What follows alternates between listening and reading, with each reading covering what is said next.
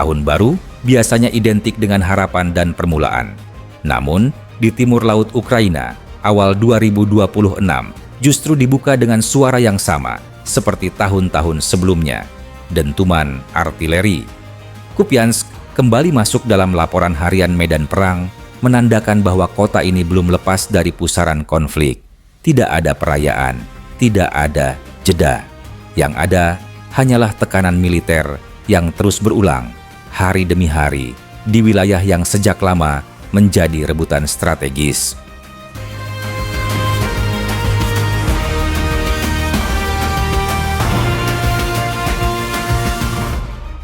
Kupiansk bukan kota besar, tetapi nilainya jauh melampaui ukurannya. Kota ini berdiri di jalur transportasi penting yang menghubungkan wilayah timur dan utara Ukraina. Rel kereta, jalan suplai, dan akses logistik menjadikan Kupiansk sebagai simpul yang menentukan pergerakan pasukan. Ketika kota ini tertekan, dampaknya langsung terasa pada stabilitas pertahanan wilayah Kharkiv. Inilah sebabnya Kupiansk terus menjadi sasaran, meskipun kerusakan sudah terjadi hampir di seluruh penjuru kota.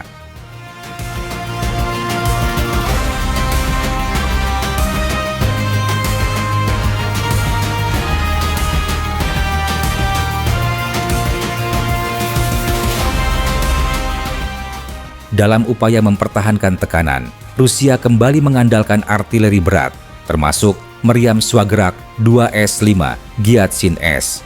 Senjata ini bukan simbol teknologi terbaru, melainkan warisan era Uni Soviet. Namun, di medan perang, usia bukan selalu penentu daya hancur.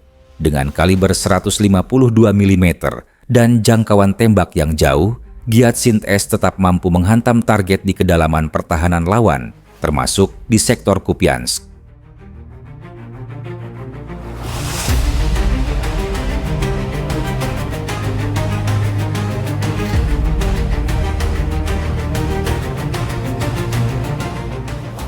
Di wilayah Kupiansk, Gyatsin S digunakan sebagai alat penekan.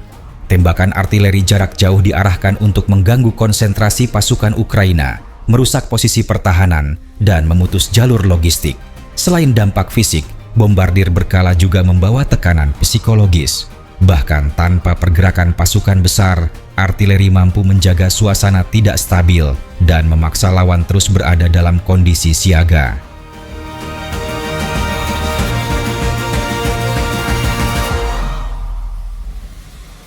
Namun, perang modern menghadirkan tantangan baru. Gyatsin S memiliki desain terbuka dengan perlindungan terbatas bagi awaknya. Di medan perang yang dipenuhi drone pengintai, setiap tembakan bisa menjadi penanda lokasi. Akibatnya, unit Gyatsin S sering harus berpindah posisi dengan cepat, bersembunyi di area terlindung, atau bahkan disamarkan secara darurat. Beberapa unit dilaporkan berhasil dihancurkan atau dinonaktifkan oleh serangan presisi, menunjukkan bahwa artileri lama kini harus bertahan di medan yang jauh lebih berbahaya.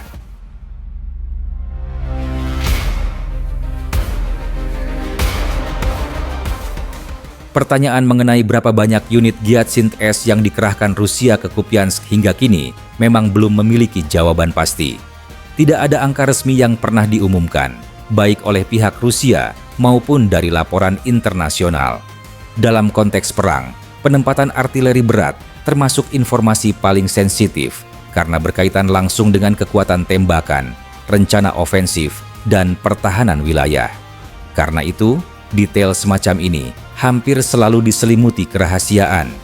Sumber-sumber terbuka hanya mampu mengonfirmasi keberadaan Gyatsin S di sektor Kupiansk melalui rekaman lapangan, laporan kerugian, atau analisis citra, bukan melalui data penempatan resmi. Yang terlihat ke publik biasanya adalah konsekuensi, bukan perhitungan awal. Namun satu hal dapat dibaca dengan cukup jelas. Penggunaan Gyatsin S di Kupiansk menandakan bahwa sektor ini memiliki nilai strategis tinggi. Rusia tidak akan mengerahkan artileri jarak jauh berat ke wilayah yang dianggap sekunder. Meski skala pengerahannya tetap tersembunyi di balik kabut perang, kehadiran sistem ini sendiri sudah menjadi indikator pentingnya Kupiansk dalam kalkulasi militer.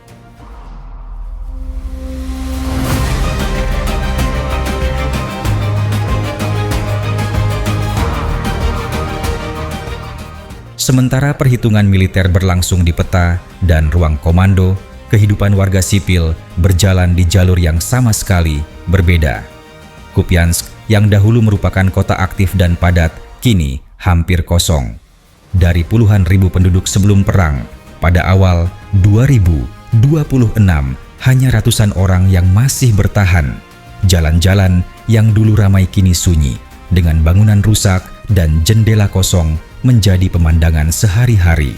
Mereka yang masih tinggal hidup di tengah keterbatasan ekstrem. Infrastruktur kota mengalami kerusakan berat akibat pertempuran berkepanjangan. Listrik sering terputus tanpa kepastian kapan kembali menyala. Air bersih sulit diakses dan harus dihemat.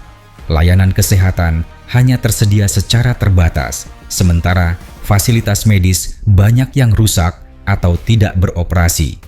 Dalam kondisi seperti ini, kehidupan sehari-hari tidak lagi tentang kenyamanan, melainkan tentang bertahan dari hari ke hari dengan sumber daya yang semakin menipis.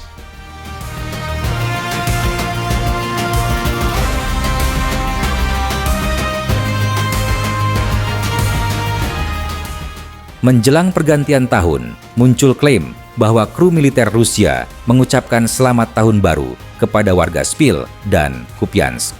Namun, hingga kini, klaim tersebut tidak dapat diverifikasi.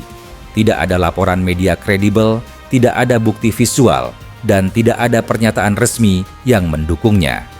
Ucapan tahun baru yang tercatat secara luas hanya ditujukan kepada rakyat Rusia dan pasukan militernya.